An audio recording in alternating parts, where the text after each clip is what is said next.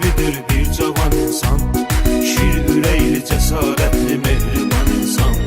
Sen bizim hoş arzumuzda, dileğimizdesən. İçeride de bayırda da yüreğimizdesən. Bizim büyük kardeşimiz Saran Hacı. Sen adın her yanda şerafetli bize. Hem öz sadeliğin hem de oğru adın. Bu dünya durdukça fəxar etti bize.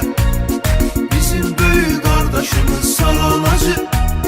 Sen adın her yanda şerafetli bize. Hem öz sadeliğin hem de oğru adın.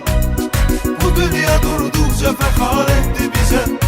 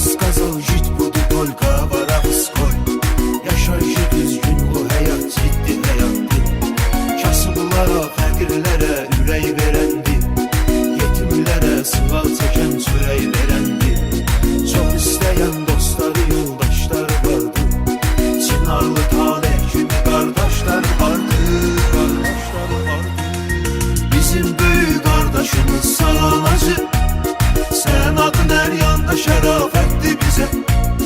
Hem öz sadeliğin hem de oğru adın. Bu dünya durdukça fəxar etti bize. Bizim büyük kardeşimiz Saran Hacı. Sen adın her yanda şerafetli bize.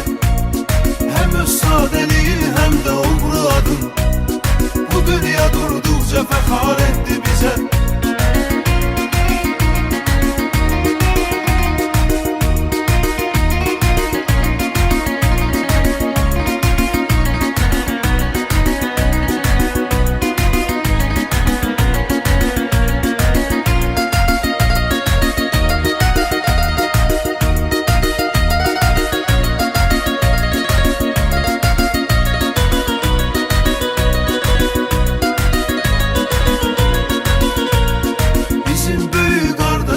Saran Hacı.